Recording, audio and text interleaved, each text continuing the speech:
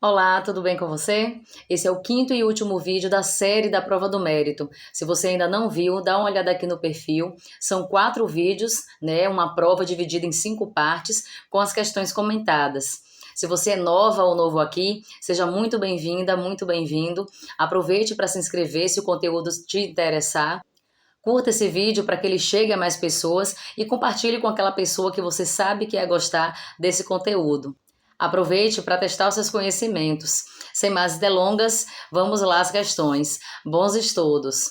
Qualquer dúvida é só deixar um comentário aqui nesse vídeo. Para a Fonterrada, é urgente a discussão dos efeitos do som ambiental na vida humana, explicitando a relação entre ambiente e qualidade de vida, os danos causados por ambiente poluído e resgate da qualidade auditiva. A autora denomina essa área de A. Cultura sonora, B. Ecologia acústica, C. Tecnologia sonora, D. Música e meio ambiente e sustentabilidade sonora. A autora traz aqui o conceito de ecologia acústica, que é uma área que investiga a relação entre os sons do ambiente e a vida humana, considerando o impacto da poluição sonora na saúde física e mental. Também a importância de ambientes sonoros equilibrados para o nosso bem-estar, e o resgate da escuta consciente e da qualidade auditiva, além da educação ambiental sonora como prática pedagógica e cidadã. Heloísa Fonterrada propõe que a escuta deve ser reeducada, já que muitas vezes vivemos cercados por sons que são agressivos, sons constantes e que não são percebidos conscientemente. Isso afeta e muito a qualidade de vida e a nossa relação com o mundo. Ela defende também que a música e a educação musical têm um papel essencial na sensibilização e na conscientização sobre o ambiente sonoro. Já a cultura sonora é a compreensão abrangente do som na sociedade, indo além da música e incluindo a produção, percepção e significado dos sons em diferentes contextos. É a forma como uma cultura constrói e interpreta o som, os seus significados, os seus usos, a sua importância. A tecnologia sonora tem a ver com todos os meios tecnológicos utilizados para lidar com o som, desde a sua captura e gravação até a sua reprodução e processamento.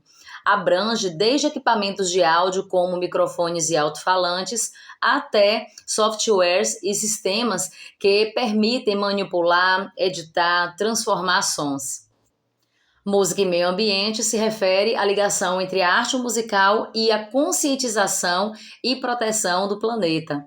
A música, como linguagem artística, como expressão, pode ser utilizada para sensibilizar o público sobre questões ambientais, inspirar essas ações e promover a educação ambiental.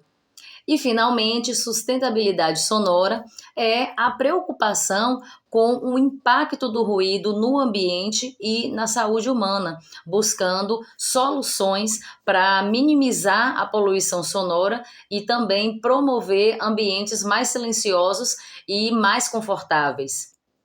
A sustentabilidade sonora engloba desde a redução do ruído em áreas urbanas e industriais até a implementação de tecnologias e práticas que visam a preservação da audição e a melhoria da qualidade de vida. Sustentabilidade sonora soa semelhante à ecologia acústica, não é mesmo? Mas, como eu falei, tem as suas diferenças.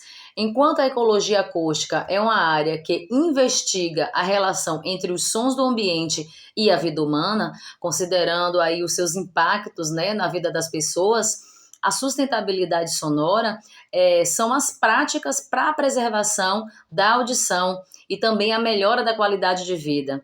A autora denomina essa área como ecologia acústica. A alternativa B é o gabarito dessa questão. A partir da classificação de como o som é produzido em um instrumento musical, o ganzá é um A. Membranofone, B. Eletrofone, C. Idiofone, D, cordofone, E, aerofone.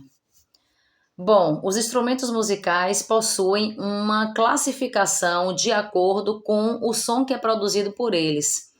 Os membranofônios ou membranófonos, como o próprio nome diz, têm uma ou mais membranas esticadas que vibram por meio de uma baqueta ou com as nossas próprias mãos. Podem ser percutidos ou friccionados.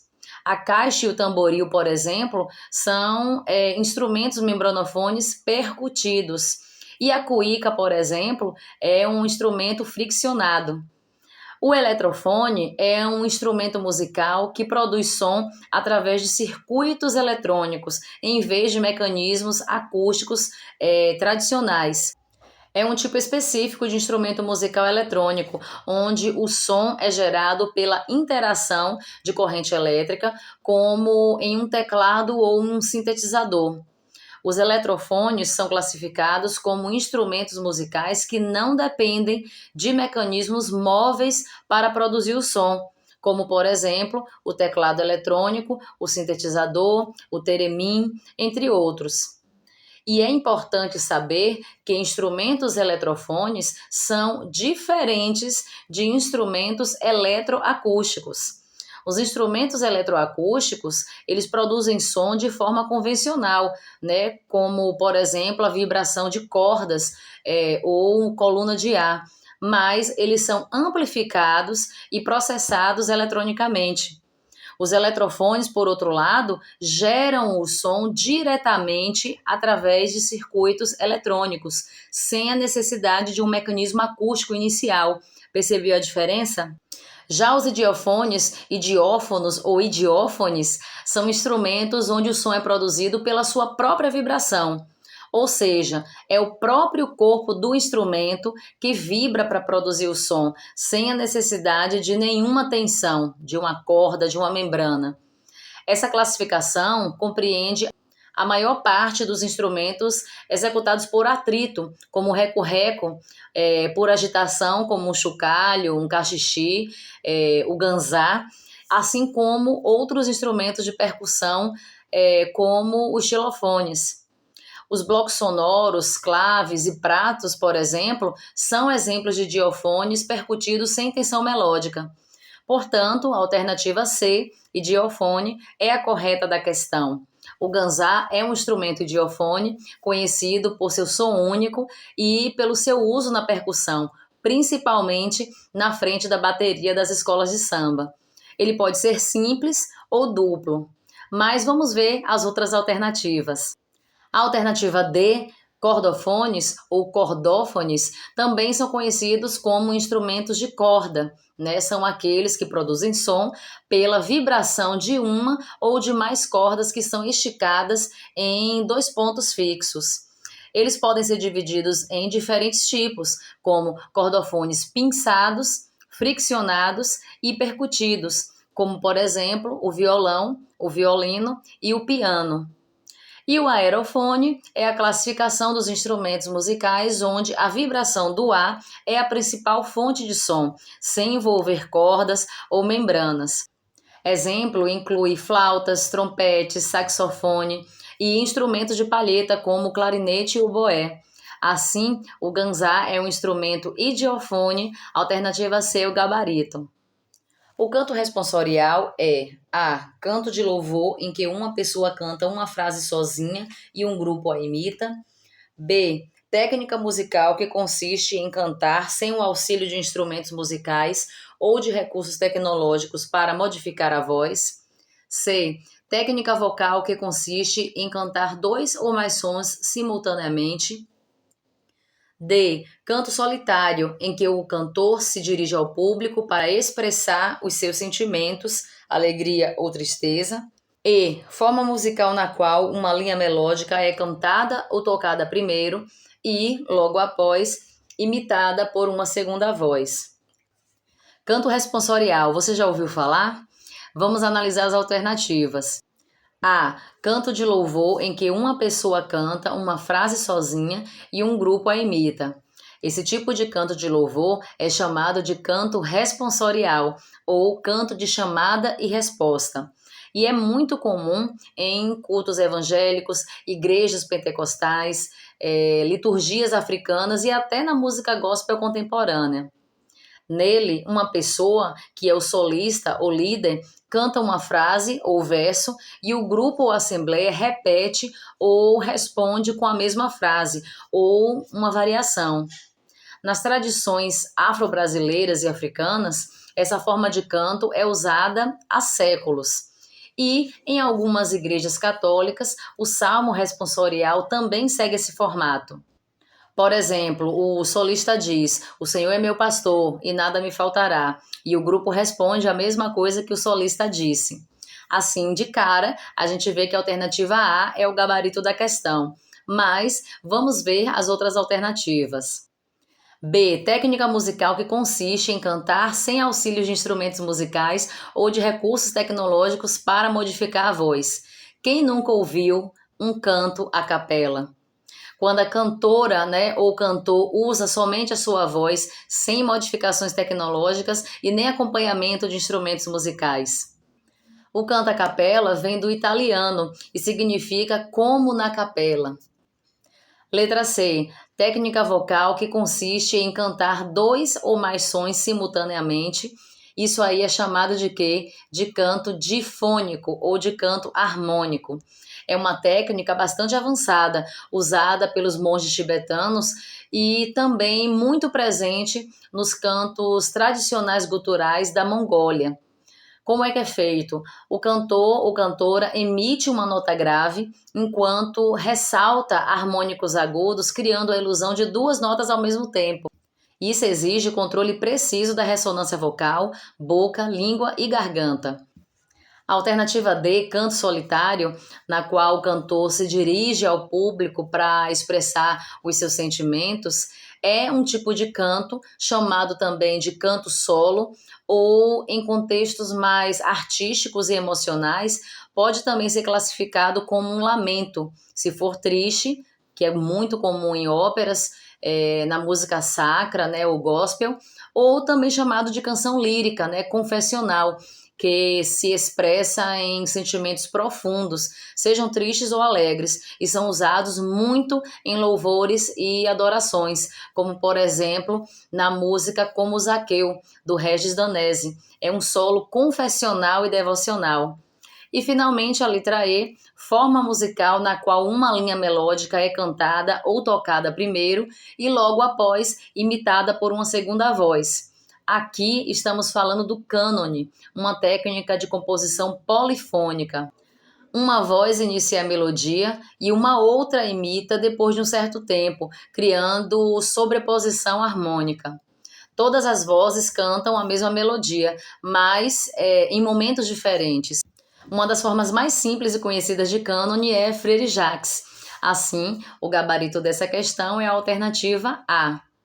A característica do som relacionada ao seu maior ou menor prolongamento em um espaço de tempo, o qual nos provoca a sensação de um som mais curto ou mais longo, é denominada A. Altura, B. Ritmo, C. Intensidade, D. Timbre e duração.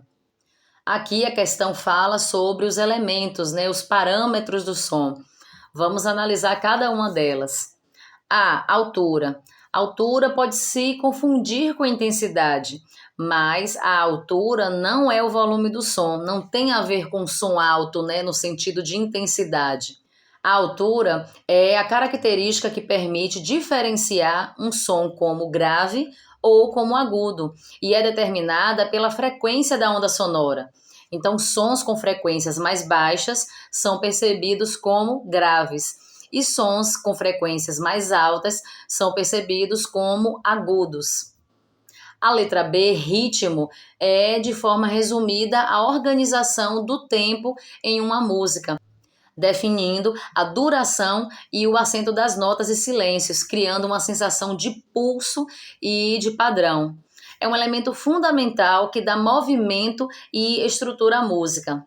Imagine aí uma música com uma batida constante e regular, como uma marchinha de carnaval. Essa batida regular é que é o ritmo e que define o tempo e o movimento da música. Letra C, intensidade. A intensidade vai se referir à força ou volume do som. Lembrando que volume é diferente de altura. A intensidade é a medida em decibéis e está diretamente relacionada com a amplitude da onda sonora. Quanto maior a amplitude, maior a intensidade do som. É a medida de quão forte ou fraco é um som, né? Como a gente percebe esse som. E ela representa a quantidade de energia sonora que atinge um ponto por unidade de área e de tempo. Já o timbre da letra D é a característica que permite identificar a fonte sonora, mesmo que os sons tenham a mesma altura e a mesma intensidade. É o que caracteriza cada som, é a qualidade do som. É quando a gente pode identificar e diferenciar a voz de alguém, por exemplo. Saber se um instrumento é um violão ou uma guitarra, né? Então, é a qualidade daquele som. E, finalmente, letra E, duração, é o tempo que o som persiste, ou seja, se ele é curto ou se ele é longo.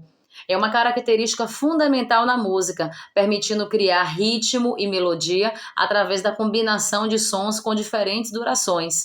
Por exemplo, um estalo de dedos é um som curto, enquanto o som contínuo de uma sirene de ambulância, por exemplo, é um som longo. É justamente o que o enunciado da questão fala, a característica do som que é relacionada ao seu maior ou menor prolongamento, né, em um espaço de tempo, que a gente tem essa sensação que é mais curto ou é mais longo. Duração, alternativa E, gabarito dessa questão. As características do método chamaram a atenção de Villa-Lobos. O uso do material folclórico popular da própria terra, a ênfase no ensino da música por meio do canto coral, o uso do mano-solfa.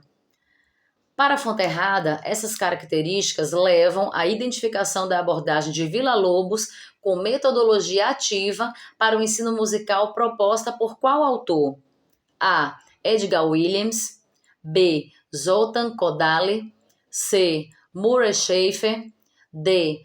Hans Joachim Kohalter e Emily Jacques Dalcroze. Bom, Villa-Lobos foi um dos maiores compositores brasileiros de todos os tempos e uma figura central na história da música clássica do Brasil e da América Latina. Ele é conhecido por ter criado uma linguagem musical única, misturando a música erudita europeia, como as de Bach e Debussy, com elementos da música popular e folclórica brasileira. Em suas composições, a gente percebe forte influência da música popular brasileira, como o choro, a modinha, o lundu e cantos indígenas. Villa-Lobos usava instrumentos tradicionais e sons da natureza de forma inovadora. E o que vemos na descrição do enunciado, que são o uso do material folclórico popular da própria terra, a ênfase no ensino da música por meio do canto coral e o uso da mano-solfa, todas essas características estão presentes na obra do Villa-Lobos e ele se inspirou em Zoltán Kodály, alternativa B.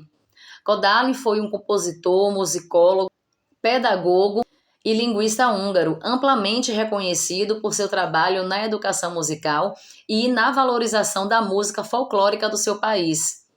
Ele é mais conhecido pelo desenvolvimento do método Kodály, uma abordagem pedagógica revolucionária para o ensino de música. Esse método tinha como objetivo principal tornar a educação musical acessível, eficaz e parte essencial da formação de todas as pessoas, desde a infância. E esse método fica claramente refletido no canto orfeônico do Villa-Lobos. Assim como Kodály, Villa-Lobos acreditava que a educação musical era essencial para a formação cultural do cidadão. Tanto que criou o canto orfeônico nas escolas públicas brasileiras, envolvendo milhares de crianças em atividades corais, muito alinhada à ideia de formação musical coletiva de Kodály. Além disso, ambos promoviam o uso do canto coral como ferramenta de disciplina, de expressão e de unidade cultural. Então, a alternativa B, Zoltán Kodály, é a correta. Os outros autores não tinham todas as características trazidas aí no enunciado da questão. O Edgar Williams foi também um dos grandes nomes da educação musical, criador do método Williams, voltado para o desenvolvimento musical, integral e humanista, centrado nas capacidades naturais da criança, mas não é a alternativa da questão. Já o Murray Schafer, da letra C, é mundialmente conhecido por criar o conceito de paisagem sonora, soundscape, né? E por seu trabalho inovador na área de ecologia acústica. Ele ensinava que todos os sons são musicais, não os que são criados apenas por instrumentos.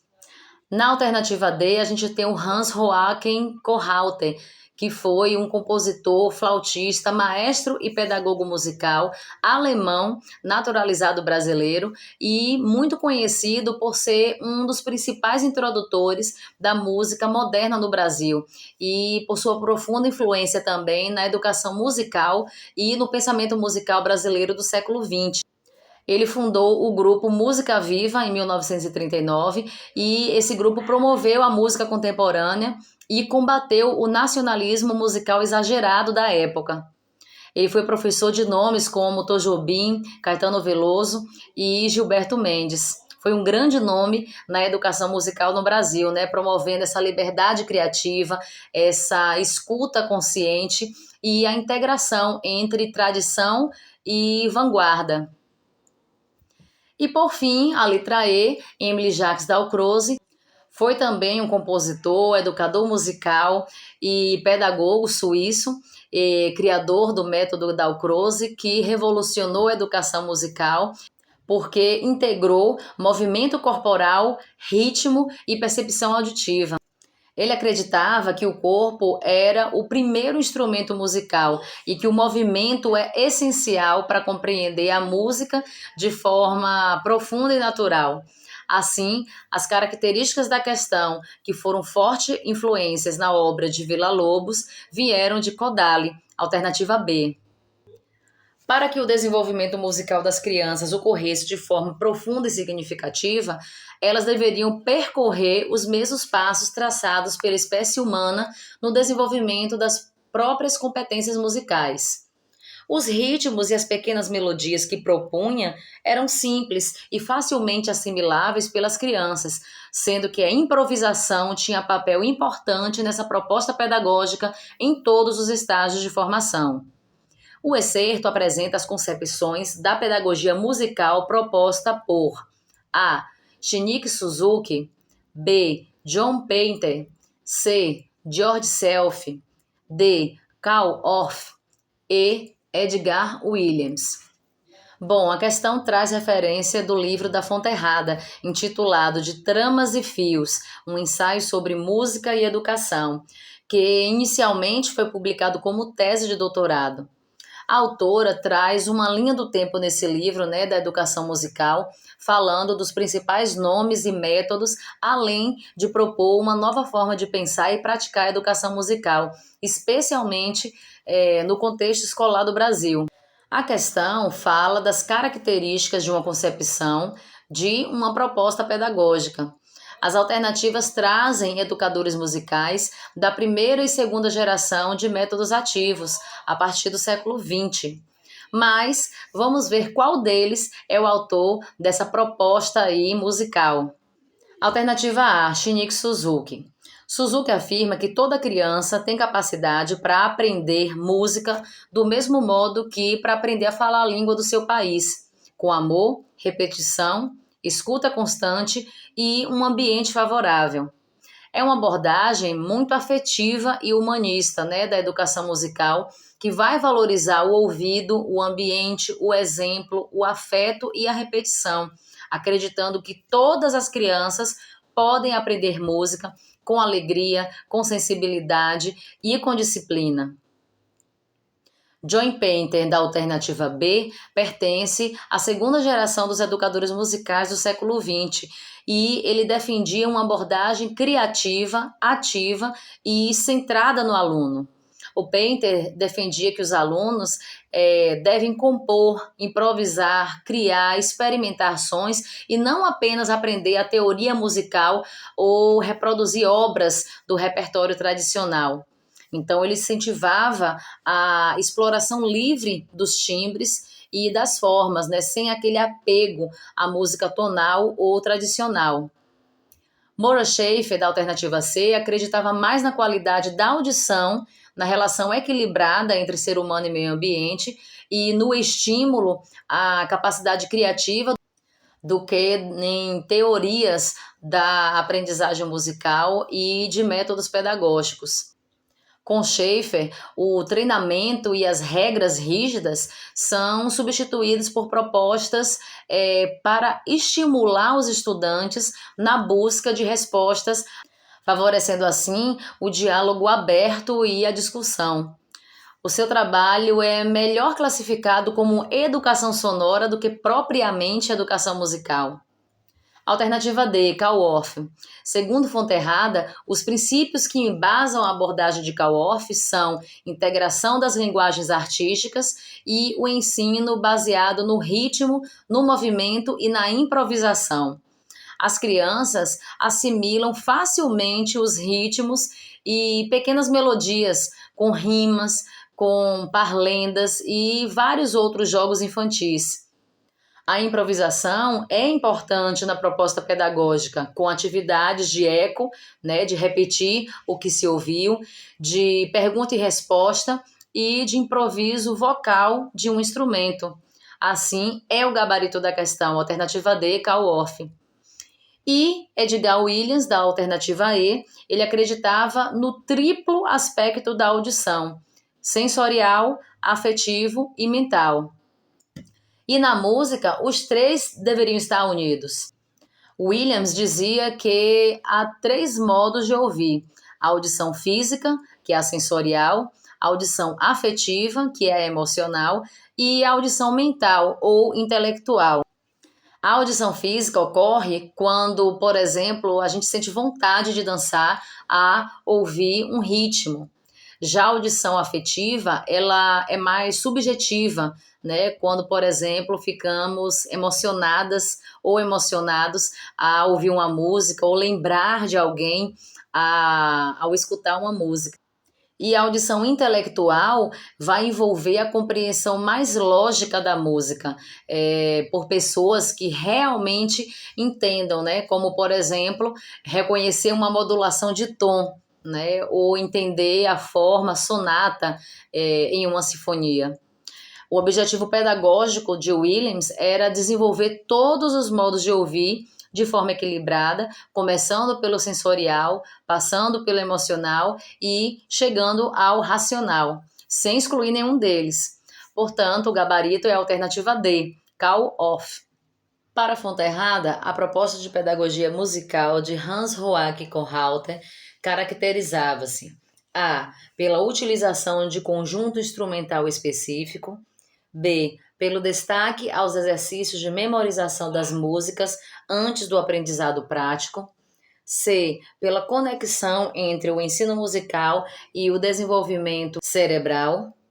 D. Pelo objetivo principal de um aprendizado para a formação de um repertório. E. Pela ênfase na capacidade criativa, crítica, escuta, improvisação e criação. Bom, Kohlrauter foi um importante compositor, flautista, teórico e educador musical alemão, naturalizado brasileiro, como eu falei na outra questão, conhecido por sua enorme influência no desenvolvimento da música contemporânea e da educação musical no Brasil no século XX. Ele foi um grande divulgador do dodecafonismo e da música serial no Brasil e também um dos principais defensores de uma educação musical aberta, criativa, crítica, com forte inspiração na pedagogia ativa e moderna. Ele rompeu com todas as tradições rígidas, promovendo a música contemporânea no Brasil e defendeu uma educação musical libertadora, criativa, reflexiva, capaz de formar seres humanos pensantes e sensíveis por meio do som. Sabendo disso, já conseguimos saber qual a alternativa correta, não é mesmo? é a alternativa E, ênfase na capacidade criativa, crítica, escuta, improvisação e criação. Segundo Fonterrada, Kohlrauter sempre incentivou a capacidade criativa e ensinava seus alunos a duvidar de tudo, a ampliar o seu leque de escuta, a improvisar e a criar.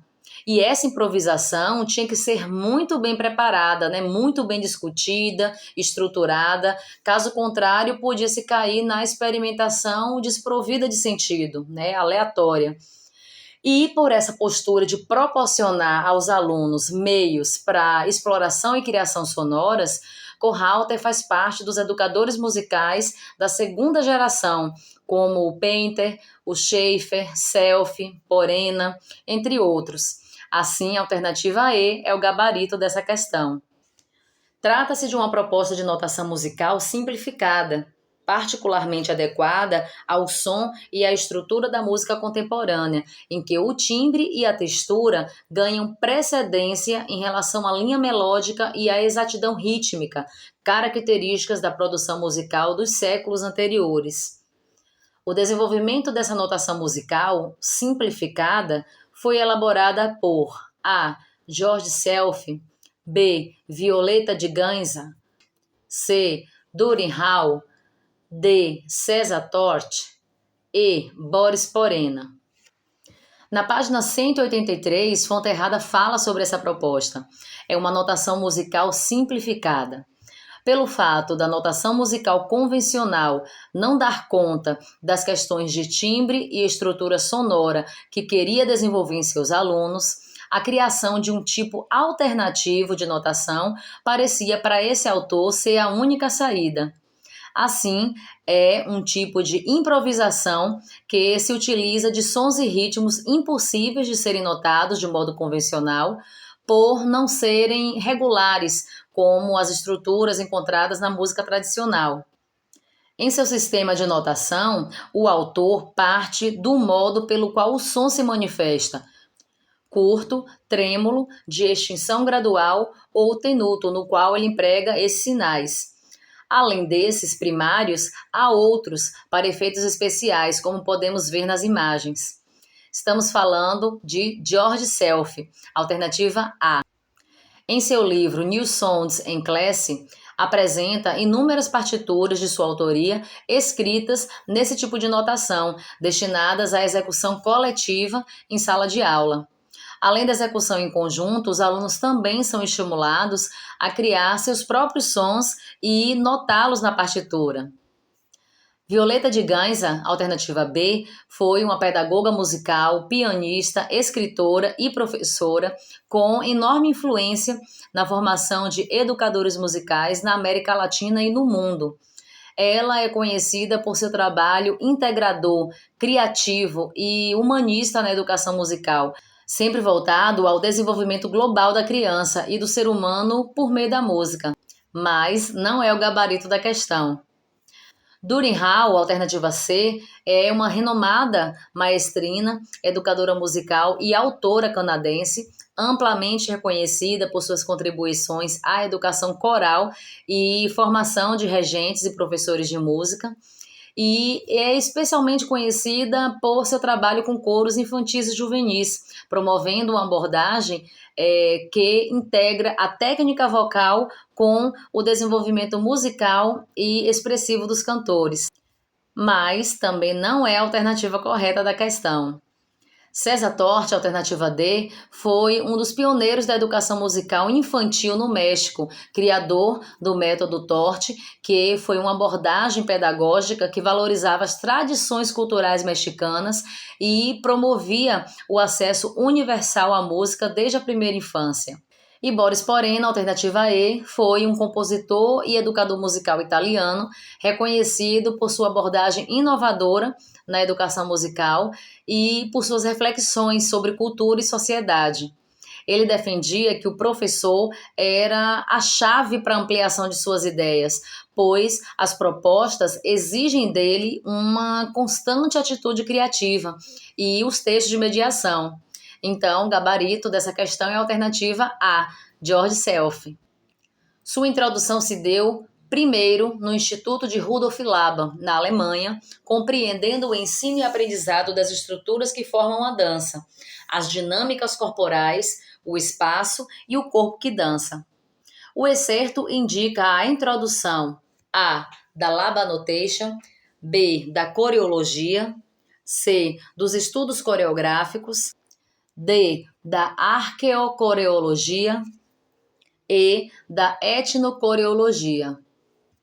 Bom, já falamos aqui sobre o Rudolf Laban, né? Coreógrafo, dançarino, teórico da dança e educador húngaro, considerado um dos pioneiros da dança moderna e um dos nomes mais influentes do movimento humano no século XX.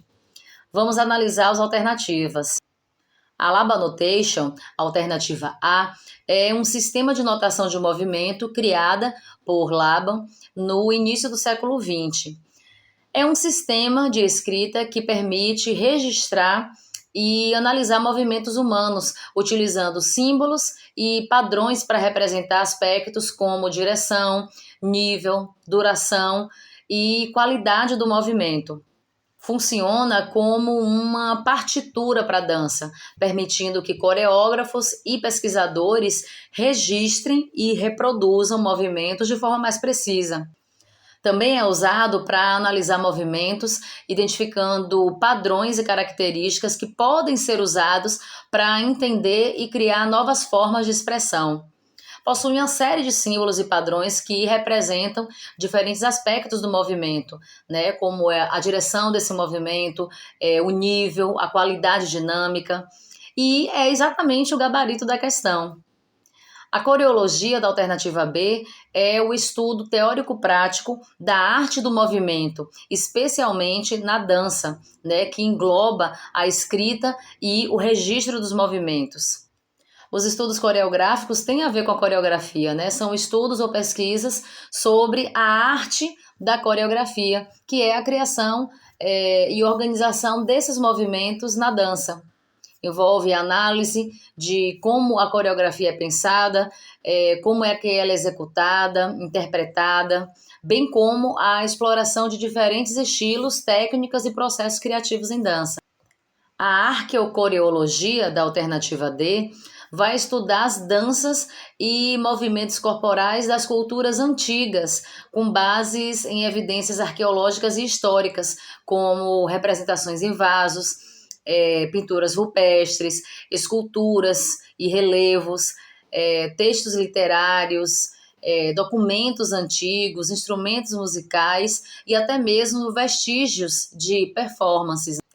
E a alternativa E, etnocoreologia, é o campo de estudo que investiga a dança dentro do seu contexto cultural, analisando os significados sociais, simbólicos e até mesmo antropológicos dos movimentos corporais em diferentes culturas.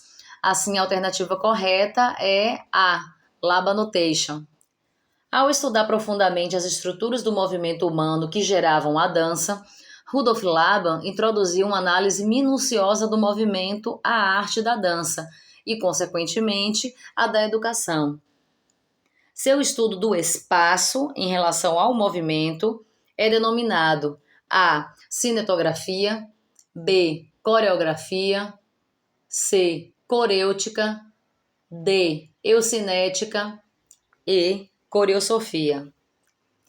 Bom, mais uma questão sobre dança que traz o Rudolf Laban como autor do estudo do espaço em relação ao movimento. Qual é o nome desse estudo? Vamos ver as alternativas.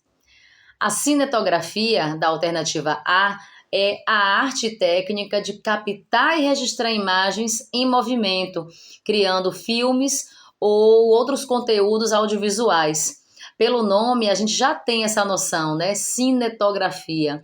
É um processo que envolve diversos elementos técnicos e artísticos, como a seleção de ângulos da câmera, iluminação, movimentos da câmera, enquadramento, entre outros. E tudo isso para criar uma experiência visual e narrativa. Resumindo, a cinematografia é a arte de criar imagens em movimento para o cinema, para o vídeo e outros meios audiovisuais, abrangendo técnicas e processos que vão desde a captação dessas imagens até a sua edição e apresentação. Não corresponde, portanto, à descrição do estudo do espaço em relação ao movimento.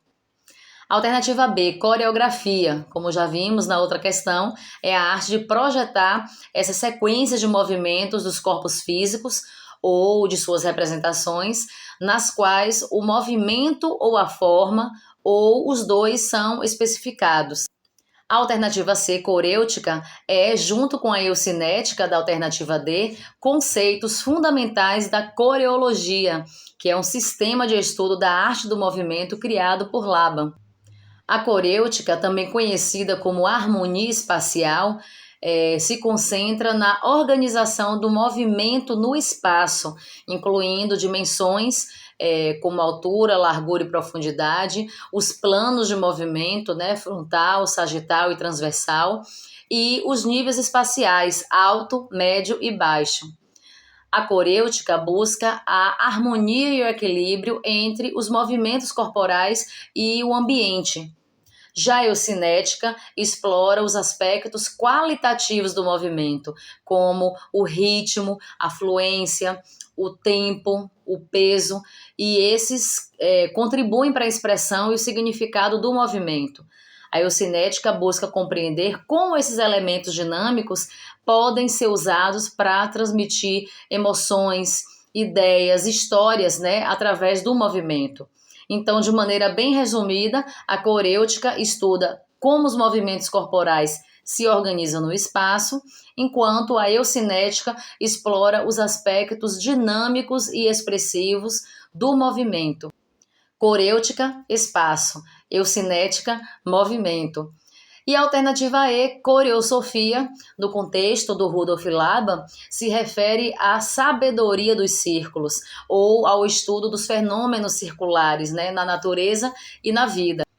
É uma filosofia do movimento humano que abrange conceitos como o mundo do silêncio, a ação e recuperação e a cultura festiva. A coreosofia Laban não é uma disciplina sistematizada, mas é uma abordagem que busca entender a existência humana através do movimento. Assim, o estudo do espaço em relação ao movimento de Laban é a corêutica, alternativa C. Ela estuda como os movimentos corporais se organizam aí no espaço. Gabarito, alternativa C. Para Koldela, as qualidades entrelaçadas dos fatores de movimento, tempo, espaço, peso e fluência, em Rudolf Laban, definem a. Os registros do movimento, B. O estudo do corpo, C. A etnografia da dança, D. O estudo do espaço e as dinâmicas corporais. Aqui, Koldela fala sobre a classificação dos fatores do movimento de Laban, onde temos o tempo, o espaço, o peso e a fluência, né, ou fluxo. O tempo está associado à velocidade e à duração do movimento, podendo ser rápido, sustentado, súbito ou lento.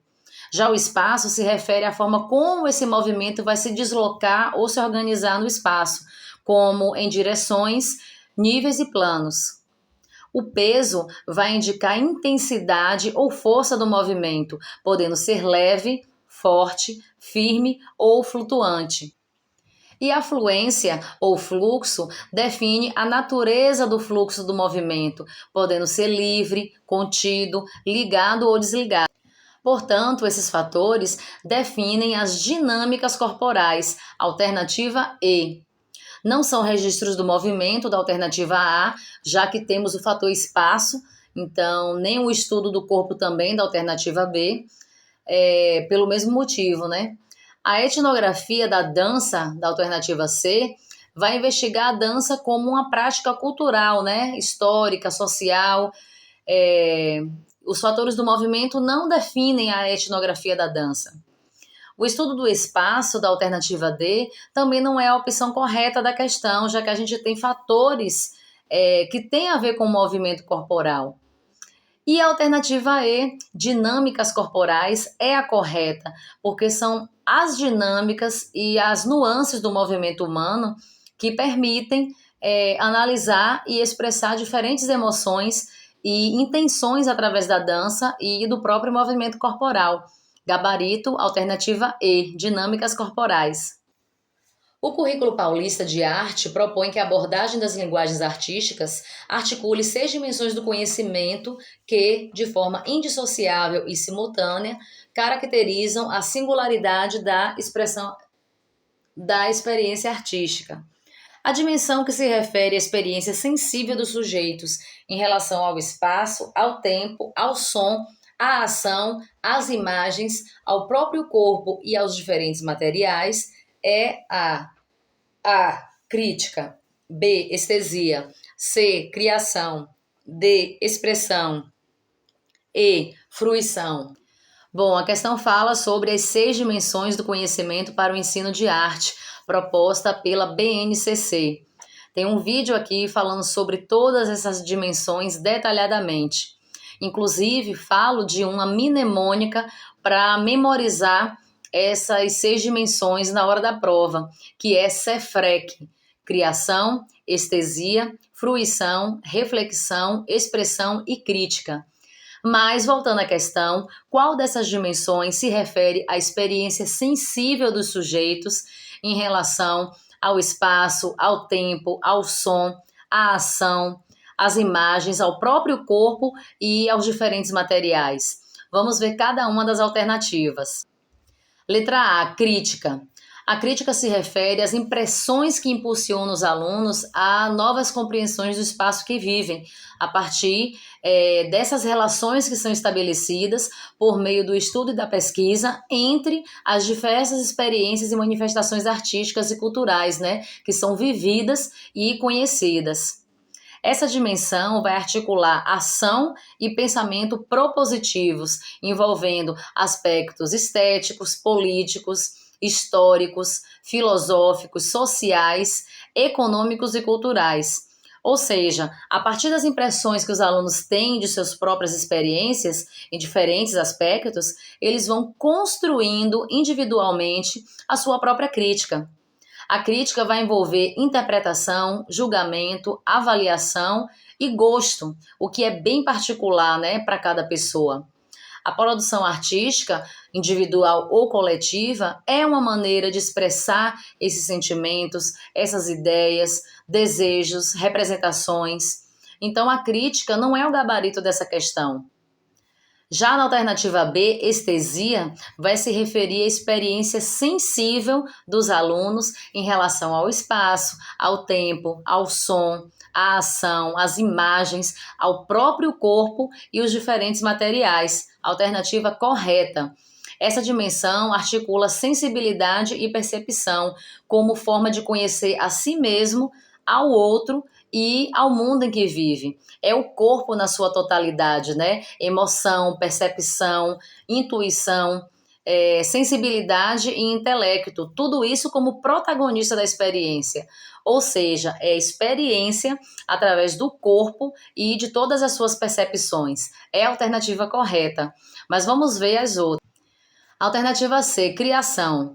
Como o próprio nome diz, tem a ver com o fazer artístico, quando os alunos produzem, criam, constroem.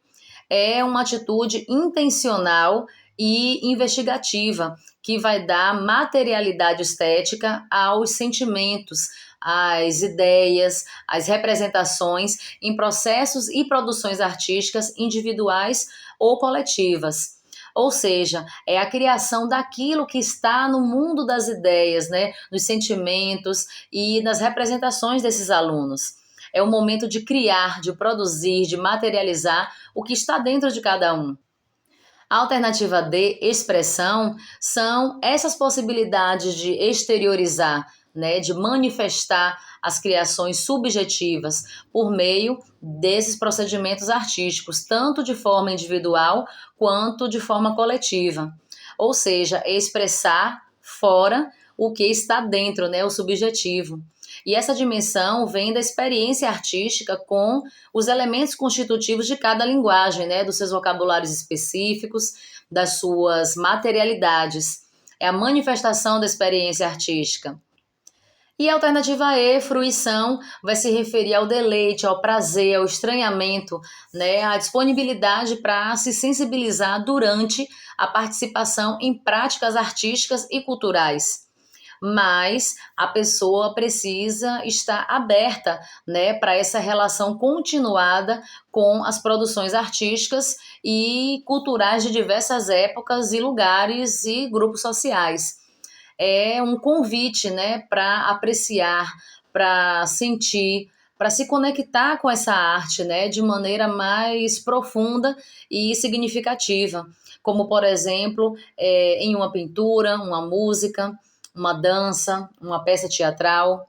E aí, quando a gente se entrega à fruição, a gente está aberta, né, e aberto a experimentar essas emoções, né, e os significados que essas obras podem nos transmitir. Assim, a alternativa correta é a B, estesia.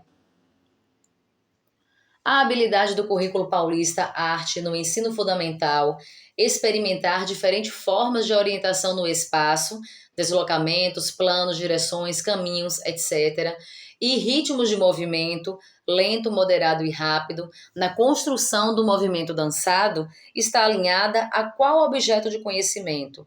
A. Elementos da linguagem. B. Processos de criação. C. Contextos e práticas. D. Materialidades. E. Patrimônio cultural. A questão pergunta qual objeto de conhecimento em arte que pertence a essa habilidade. Vamos lembrar desses objetos de conhecimento. A alternativa A fala dos elementos da linguagem. E esses elementos diz respeito aos recursos usados para organizar, produzir, expressar e compreender significados nas diferentes formas artísticas. No caso da dança, que é a habilidade dessa questão, seria corpo, espaço, tempo e fluxo. Experimentar diferentes formas de orientação no espaço e ritmos de movimentos na construção do movimento dançado faz parte, sim, dos elementos da linguagem. Então, aí de cara já temos o gabarito da questão, alternativa A. Mas por que não são as outras alternativas? Vamos analisar? Alternativa B, processos de criação. Os processos de criação são as etapas e práticas que envolvem a invenção, a experimentação, a organização e a composição de movimentos corporais com uma intenção estética e expressiva. Esses processos envolvem experimentar, improvisar, compor, coreografar, recriar, refletir. Então, observe, quando você vê esses verbos antes da habilidade, é certo que é processo de criação. Alternativa C, contextos e práticas. São os modos e ambientes que a dança é vivida, criada e compartilhada. Os contextos podem ser históricos, sociais, culturais, geográficos e também funcionais. A alternativa D, materialidades, refere-se aos recursos, aos suportes e aos elementos concretos que participam da criação da performance e da fruição da dança. O próprio nome diz, né? Materialidades. Esses elementos interagem com o corpo e com o movimento, influenciando a forma como a dança é construída e percebida. São, de forma resumida, os materiais: figurinos, iluminação, adereços cênicos, cenários, trilhas sonoras, espaços, entre outros. E a alternativa E, patrimônio cultural na dança, é o conjunto de danças, de saberes, práticas e manifestações corporais que fazem parte da identidade e memória de diferentes grupos sociais, de comunidades e culturas, especialmente dentro da diversidade brasileira. Então, o gabarito dessa questão é a alternativa A, elementos da linguagem. Bom, esse foi o último vídeo dessa série da Prova do Mérito. Eu espero que tenha contribuído para os seus estudos, que tenha tirado as suas dúvidas e que você esteja mais perto de alcançar o que você deseja. Seja uma promoção na Prova do Mérito, seja ser aprovado ou aprovada em um concurso público. Qualquer dúvida, é só escrever um comentário aqui nesse vídeo. Aproveita para dizer o que é que você achou dele. Continue por aqui, bons estudos, sucesso e até a próxima!